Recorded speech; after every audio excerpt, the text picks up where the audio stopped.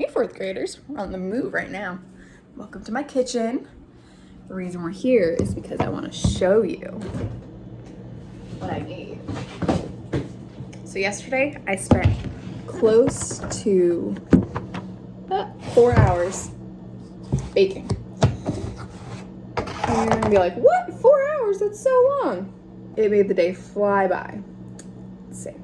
I'll pick up this one. I made my own Girl Scout cookies. I'll show you the whole thing. They're so good. They have a chocolate bottom, a shortbread cookie, caramel, a little toasted coconut. They are vegan, but they don't taste it. They're so good. Morgan, your mom, told me that you've been baking quite a bit too. And I'm sure you can agree with me. It's just the best way to pass the time when you're kind of cooped up in the house for so long each day. So I very close to my face. I completely recommend it. All right. But now back to the important matters at hand. Reading. Ooh, all right. Chapter 11. That night, there was a real bad thunderstorm. But what woke me up wasn't the thunder and lightning. It was Winn-Dixie, whining and butting his head against my bedroom door. Winn-Dixie, I said, what are you doing? He didn't pay any attention to me. He just kept beating his head against the door and whining and whimpering. And when I got out of bed and went over to put my hand on his head, he was shaking and trembling. It was so hard that it scared me.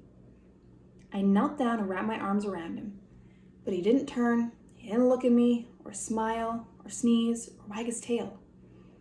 He didn't do any of his normal Winn-Dixie things. He just kept beating his head against the door and crying and shaking. You want the door open? I said. Huh? Is that what you want? I stood up and opened the door, and Winn-Dixie flew through it like something big and ugly and mean was chasing him. Winn-Dixie, I hissed, come back here. I didn't want him going and waking up the preacher, but it was too late. Winn-Dixie was already at the other end of the trailer in the preacher's room. I could tell because there was a spoing sound that must have come from Winn-Dixie jumping up on the bed. And then there was a sound from the preacher like he was real surprised. But none of it lasted long because Winn-Dixie came tearing back out of the preacher's room, panting and running like crazy. I tried to grab him, but he was going too fast. Opal? Said the preacher. He was standing at the door of his bedroom, and his hair was all kind of wild. It was basically just on the top of his head. And he was looking around like he wasn't sure where he was. Opal, what's going on? I don't know, I told him. But just then, there was a huge crack of thunder, one so loud that it shook the whole trailer. And Winn-Dixie came shooting back out of my room and went running right past me, and I screamed, Daddy, watch out! But the preacher was confused. He just stood there. And Winn-Dixie came barreling right toward him like he was the bowling ball, and the preacher was the only pin left standing. And wham! They both fell on the ground. Uh-oh, I said. Opal? Said the preacher. He was lying on his stomach. And Winn-Dixie was sitting on top of him, panting and whining. Yes, sir, I said. Opal? The preacher said again. Yes, sir, I said louder. Do you know what a pathological fear is? No, sir. The preacher raised a hand. He rubbed his nose. Well, he said, for a minute, it's a fear that goes way beyond normal fears. It's a fear you can't be talked out of for any reason at all. Just then, there was another crack of thunder, and Winn-Dixie rose straight in the air like somebody had poked him with something hot. When he hit the floor, he started running again. He ran back to my bedroom, and I didn't even try to catch him. I just got out of his way. The preacher laid there on the floor, rubbing his nose. Finally, he sat up. He said, Opal, I believe Winn-Dixie has a pathological fear of thunderstorms. And just when he finished his sentence, here came Winn-Dixie again, running to save his life. I got the preacher up off the floor and out of his way just in time. There didn't seem to be a thing we could do for Winn-Dixie to make him feel better. So we just sat there and watched him run back and forth, all terrorized and panting. And every time there was another crack of thunder, Winn-Dixie acted all over again, like it was surely the end of the world.